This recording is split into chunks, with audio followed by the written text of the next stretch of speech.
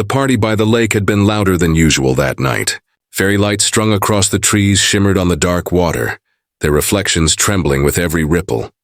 Laura Bennett stood by the bonfire, the heat kissing her face as her husband, Daniel, laughed with their neighbors near the pier. He was the kind of man people liked instantly.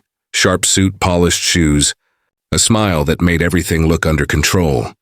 When the clock on the dock struck 11, Daniel kissed her on the cheek and said, "Just one more drink with Mark. Then I'll be right behind you." She nodded, wrapping her shawl tighter as the wind picked up. The air smelled of smoke, wine, and something faintly metallic from the lake. By morning, the house felt too quiet. The sheets were cool beside her, Daniel's pillow untouched. His car keys hung neatly by the door, and the watch her late father had given him rested on the kitchen counter, its glass face glinting under the weak sunlight. It was the kind of detail Daniel would never overlook. She called his phone once, twice, then again until her thumb hurt. No answer. The kettle screamed on the stove, but she didn't move. When the police arrived, they were polite but dismissive. "He'll turn up, Mrs. Bennett," said Officer Ryman, scribbling in his notebook. "Men sometimes just need a night away after a bit too much whiskey." Laura said nothing. Her gaze drifted to the window, where faint fog clung to the glass. She could still hear Daniel's laughter echoing faintly in her mind, carried by the lake breeze. That afternoon, she went down to the water's edge. Daniel's car was parked exactly where he had left it, doors locked, the driver's seat empty. The driver's side window was misted from the inside, as though someone had breathed against it recently. Her pulse quickened. Something wasn't right. The watch, the locked car, the silence, all too precise. She turned back toward the house just as her phone buzzed in her hand. The screen showed an unknown number. When she answered, a voice she didn't recognize said calmly, "You should stop looking for him." Cruh. Then the line went dead. Laura stared at her phone long after the call had ended, her breath shallow and uneven. The voice hadn't been threatening, only precise, controlled, as though reading from a prepared script. She replayed it in her mind again and again, trying to recall any hint of emotion, but there was none. Whoever it was, they knew her name and what had happened before anyone else did. Detective Rowan Harris arrived that afternoon, a man in his early 40s with tired eyes and a clipped accent that carried the weight of too many unsolved cases. He examined the phone logs, then the lake house itself, pausing often by the window that overlooked the water. "Could anyone else have known your husband wasn't home?" he asked. "No one," Laura said firmly. "Not until this morning." Rowan's expression didn't change, but his tone softened. "Sometimes people vanish for reasons they don't share, Mrs. Bennett. Affairs, debts, double lives. It happens more than you'd think." The words hit her like a bruise. Daniel wasn't perfect, but deceit didn't fit the man she knew, or thought she knew. When police traced the number, it led to a disconnected line registered under a long-defunct business, the Hollow Pines Motel, 40 miles south of their town. The place had been closed for years after a fire gutted part of the building. Yet the number had rung from there at 6:42 a.m., precisely an hour before Laura's call. Rowan and his team visited the site 2 days later. Dust covered the reception desk and the wallpaper peeled in strips like dead skin. But the guest ledger remained, half-burned yet legible. Halfway down the page was a name written in Daniel's unmistakable handwriting, David Blake. Laura stared at the signature under the flicker of the detective's torchlight. It was Daniel's cursive, the same looped D, the same careful flourish at the end. Her throat tightened as she whispered, "He said that trip was for work. He said he was meeting clients." Rowan closed the ledger, his voice low. "Your husband wasn't just staying here. He was hiding here." Laura's knees weakened. The man she'd shared a life with had another name, another story, another truth entirely. The discovery of Daniel's second identity unsettled the entire investigation.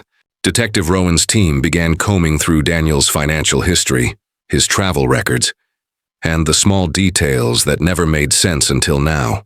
What they uncovered peeled away the perfect husband image Laura had built her life around. There were 2 post office boxes registered in his name, one in their own town and another in Bristol, opened under the alias David Blake. Bank statements revealed 2 accounts, one filled with modest household expenses, the other moving large, irregular sums between unknown recipients. Daniel's employer had no record of the business trips he often mentioned. Laura sat at the kitchen table, documents spread across the wood like shattered glass. Each new page felt like a betrayal she hadn't consented to live through. She remembered how Daniel always smiled when neighbors stopped him on the street, how he charmed everyone with his warmth and steadiness. That smile now looked like a mask. She decided to confront the only person Daniel had truly trusted, his closest friend, Marcus Elwood.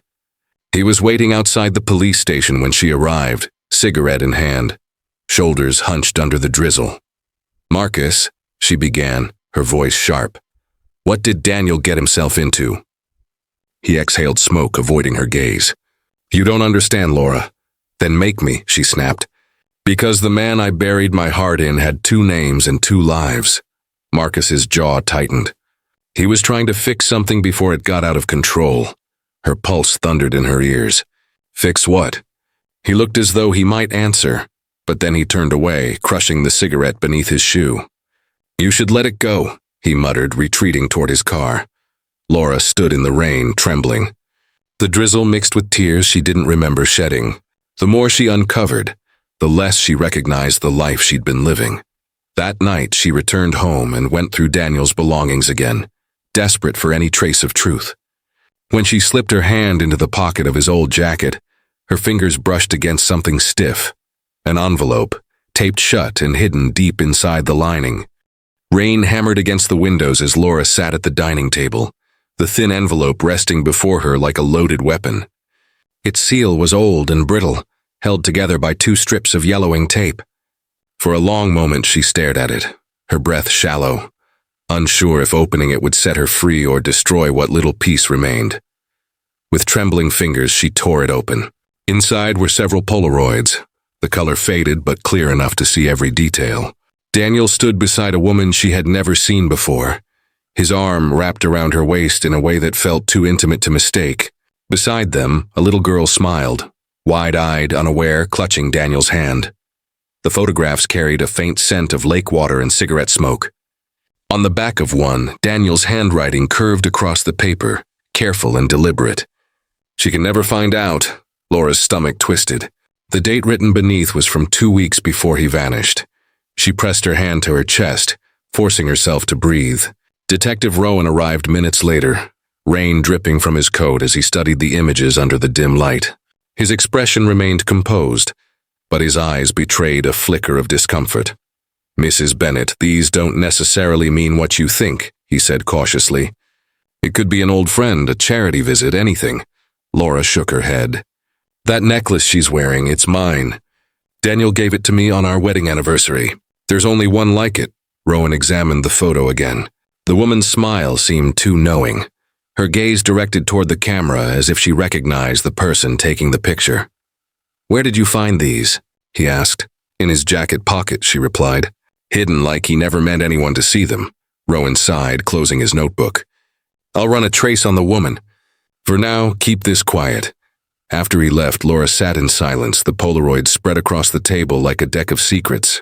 The candlelight flickered across Daniel's face in the photographs, freezing his smile in place. Detective Rowan's call came just after dusk, his voice steady but distant. "We've identified the woman from the photographs. Her name was Claire Jensen. She's been missing since 1998. Laura's hand tightened around the receiver. "Missing? As in never found?" "Not a trace," Rowan replied. "She was last seen leaving a lakeside party. Same area as your husband's disappearance, same time of year. Witnesses claimed she drove off alone, but her car was discovered days later, abandoned near the woods. The case went cold." The words rang in Laura's mind with unbearable precision. Same lake, same party, same vanishing. At the station, Rowan showed her Claire's file, aged paper, faded photographs, witness statements smudged by time. The resemblance to Laura was striking. Same hair color, same necklace. Every line of text seemed to mock her, suggesting she'd been living in someone else's shadow. "She was 27, Rowan said, flipping a page. "Worked as an art teacher, engaged once, then broke it off months before she disappeared. No family left to look for her." Laura's voice trembled. "And you think Daniel knew her?" Rowan's silence spoke louder than any confirmation. He opened a small evidence bag and placed Daniel's watch inside the light box. Under magnification, Laura saw what he meant, tiny marks near the clasp, almost too faint to notice. But under the glass, the grooves formed two distinct letters. CJ Laura stepped back, her pulse roaring in her ears. "Those are her initials," Rowan nodded slowly. The scratches weren't random. Someone carved them in with intent. She tried to reconcile the image of her husband laughing by the lake with the possibility that he had once been entwined in a missing woman's story. If Daniel did this, why would he keep the watch? Why leave it behind? "Maybe he wanted someone to find it," Rowan said. "Or maybe someone wanted you to." That night, Laura couldn't sleep. Every sound in the house felt amplified. The creak of floorboards, the faint hum of the refrigerator, the lake wind brushing against the windows. When she finally closed her eyes, she saw the scratched letters glowing beneath the surface of the water. Detective Rowan stood in the dim glow of the evidence room. The polished watch sealed inside a plastic bag. Forensic reports had come in only an hour earlier. The DNA scraped from the clasp didn't match Daniel Bennett or Laura. It belonged to a man who should have been long forgotten. Peter Hale, the former fiancé of Claire Jensen. Peter had been questioned back in 1998, then cleared after claiming Claire left him for someone else. Now, decades later, his name had crawled back from the archives, stitched into Daniel's disappearance. When Rowan told Laura, she felt her legs weaken. "So Daniel met the fiancé of the woman who vanished years before he did," she whispered. "That can't be a coincidence." "No," Rowan replied. "It isn't." Peter was tracked to a cottage on the edge of Wexford Moor, living quietly under a false name. Rowan and his team arrived just before dusk. The man who answered the door was gaunt, with hollow cheeks and eyes that flicked toward the lake before every sentence. He refused a lawyer, insisting he had nothing to hide. Yet when Rowan mentioned Daniel's name, Peter's composure cracked. "He came to see me 3 weeks before that night," Peter said, his voice trembling. "Said he had something that could destroy me. Something about Claire. He wanted to make it right." Laura, who'd insisted on being present, leaned forward. "What did he mean?" Peter shook his head violently. "I told him to leave it buried. Some things aren't meant to come back up." Before Rowan could press further, Peter stood abruptly, muttering that he'd said too much. The interview ended in silence. 2 nights later, the cottage burned to the ground. Neighbors reported hearing shouting, then an explosion. By the time emergency crews arrived, the structure had collapsed into embers. The official cause: arson. Rowan sifted through the ashes at dawn, smoke curling around him as he crouched beside a half-melted photo frame. Peter and Claire smiling by the same lake that had swallowed Daniel's secrets. Among the debris, something glinted faintly beneath the charred wood, a gold band engraved with initials. The discovery of Daniel's wedding ring inside Peter Hale's burned home reignited the investigation, forcing detectives back to the lake where everything had begun. The air was heavy with mist, the water black and still. Police cordoned off the area while divers descended beneath the surface, their light slicing through the murk like blades. For 11 days they found nothing but driftwood and silt. On the 12th, one diver signaled from below. A rusted metal box lay wedged between rocks on the lake bed, bound by a heavy chain. When it was hauled to the surface, the crowd fell silent. Inside, wrapped in plastic and waterlogged paper, were a set of old identification cards, several Polaroids, and a cassette tape marked with 2 words written in Daniel's handwriting: confession tape. The images showed Daniel, Claire, and Peter together, all smiling, all by the same lake. But one photograph caught Laura's attention. The same necklace glinting in Claire's hand, instead of around her own neck. Detective Rowan placed the tape into an old recorder inside the precinct's evidence room. The sound of static filled the air, followed by Daniel's voice, hoarse, unsteady. "If you're hearing this, I didn't make it. Claire's death wasn't an accident. Peter isn't the only one involved. She found out what we did." Laura felt her breath catch. "What we did?" she whispered. Rowan paused the tape. "It sounds like he's confessing to something, but not alone." He pressed play again. Daniel's voice trembled now, lower, frightened. "We thought the fire would hide it. She was never meant to suffer. I tried to put it right, but it was too late. Then came the unmistakable sound of rushing water and a woman's scream before the tape cut to silence. Rowan leaned back, face pale. "He's describing Claire's death," he said quietly.